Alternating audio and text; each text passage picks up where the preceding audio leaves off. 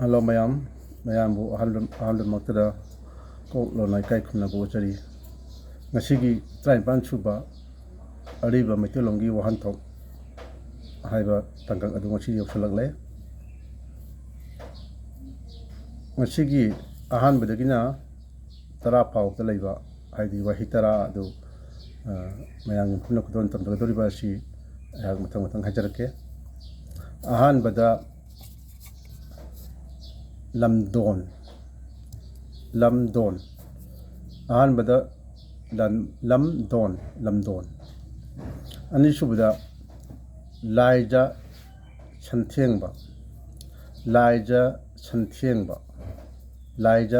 santhengba om subada lai tangbi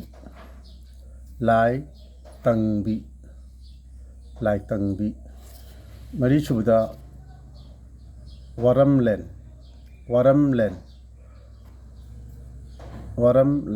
manga subada malangpan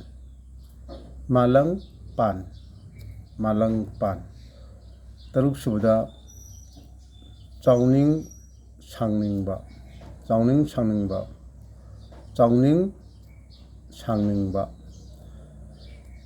tare subada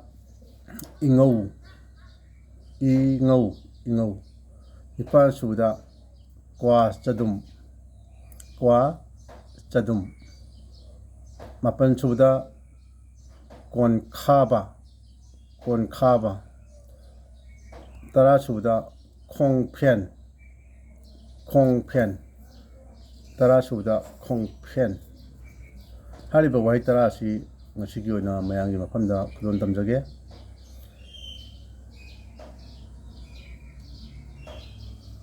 ahanba saruktakina ngasigi trai pan chuba saruk phawda leiriba wahechi ngasigi oina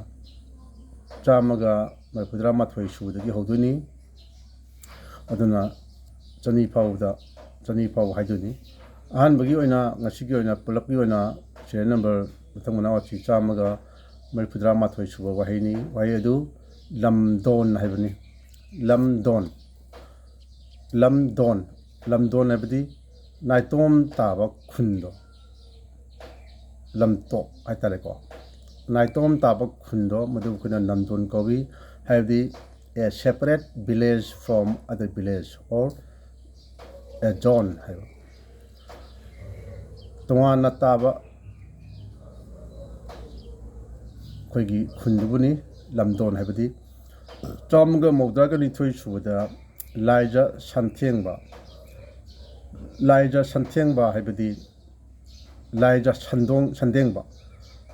sandengba haibasiga laija santhengba haibasiga manai haidi isingda irujabase masibu kena laija santhengba hai kawi haidi to take part haiba to bath irujabado adu kena laija santhengba kawi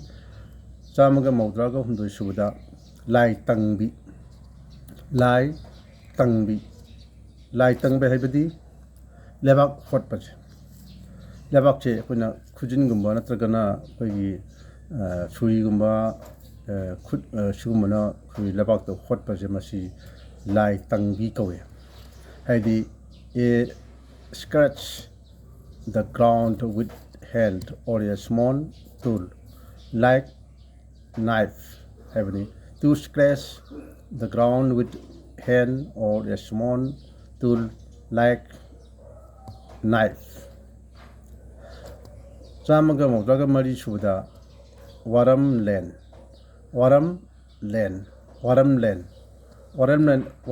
habdi wa machang oiba potto machang oiba wado haidi gis English da gis or pek haitare ko sugumba maru oiba machang oiba potto koina waramlen gaina kawi chamaga mawdraga manga chuda malangpan habdi universe hadi taibangpan che koina malangpan ena kawi chamaga mawdra taruk chuda chawning saningba haibadi ꯄꯣꯡꯅꯤꯡꯕ ꯌꯥꯝ ꯄꯣꯡꯊꯣꯛꯄ ꯍꯥꯏꯇꯥꯔꯦ ꯄꯣꯡꯊꯣꯛꯅꯤꯡꯕ ꯌꯥꯝ ꯆꯥꯎꯖꯅꯤꯡꯕꯗꯣ ꯑꯩꯈꯣꯏ ꯌꯥꯝ ꯄꯣꯡꯅꯤꯡꯕ ꯌꯥꯝ ꯀꯞꯀ ꯇꯧꯒꯟꯕ ꯁꯝꯅ ꯍꯥꯏꯔꯕꯗ ꯑꯦꯝꯕꯤꯇꯤꯌꯁ ꯑꯣꯏꯕꯗꯣ ꯑꯦꯝꯕꯤꯇꯤꯌꯁ ꯑꯣꯏꯕ ꯃꯤꯁꯤꯡꯗꯣ ꯃꯗꯨꯕꯨ ꯑꯩꯈꯣꯏꯅ ꯆꯥꯎꯅꯤꯡ ꯁꯥꯎꯅꯤꯡꯕ ꯍꯥꯏꯅ ꯀꯧꯏ 137 ꯁꯨꯕꯗ ꯏꯉꯧ ꯍꯥꯏꯕꯅꯤ ꯏꯉꯧ ꯍꯥꯏꯕꯗꯤ ꯑꯩꯈꯣꯏꯒꯤ ꯇꯨꯔꯦꯟ ꯃꯄꯥꯟꯗ ꯇꯥꯕ ꯈꯨꯟꯗꯣ ꯇꯨꯔꯦꯟ ꯃꯄꯥꯟꯗ ꯇꯥꯕ ꯈꯨꯟꯗꯣ ꯑꯩꯈꯣꯏꯅ ꯏꯉꯧ ꯍꯥꯏꯅ ꯀꯧꯏ ꯍꯥꯏꯕꯗꯤ villages on the bank of a river haiba villages on the bank of a river turengi torabana taba khundo ekhoina ingou haina kawi mathang chamaga mawdraga nipan subada kwa chadum habachi kasu mayam madum haina da baiwani kwa chadum aji kwa matab duni kwa matab haiba kwa matab to chage kana habda ꯑꯩꯈꯣꯏꯅ ꯀ꯭ꯋꯥ ꯃꯇꯞ ꯀꯥꯏ ꯁꯤꯖꯤꯟꯅꯔꯤꯕ ꯋꯥꯍꯩꯗꯣ ꯃꯗꯨ ꯑꯩꯈꯣꯏꯅ ꯀ꯭ꯋꯥ ꯆꯗꯨꯝ ꯍꯥꯏꯅ ꯀꯧꯕꯁꯨ ꯌꯥꯏ ꯍꯥꯏꯕꯅꯤ ꯍꯥꯟꯅ ꯁꯤꯖꯤꯟꯅꯔꯝꯃꯤ ꯍꯥꯏꯗꯤ ꯄꯦꯀꯦꯠ ꯑꯣꯐ ꯑꯦꯕꯦꯇꯟ ꯀ꯭ꯋꯥ ꯃꯇꯞ ꯑꯃ ꯍꯥꯏ ꯃꯊꯪ 138 ꯁꯨꯕꯗ ꯀꯣꯟꯈꯥꯕ ꯍꯥꯏꯕꯗꯤ ꯌꯥꯝ ꯈꯪꯕꯤꯔꯣ ꯀꯣꯟꯈꯥꯕ ꯍꯥꯏꯕꯗꯤ ꯁꯝꯕꯜ ꯊꯤꯡꯕꯗꯣ ꯄꯟ ꯊꯤꯡꯕ ꯁꯝꯕꯜ ꯊꯤꯡꯕ ꯃꯁꯤꯕꯨ ꯑꯩꯈꯣꯏꯅ ꯀꯣꯟꯈꯥꯕ ꯍꯥꯏꯅ ꯀꯧꯏ ꯍꯥꯏꯗꯤ to make fence ꯍꯥꯏꯕ to make fence is like as in Manipuri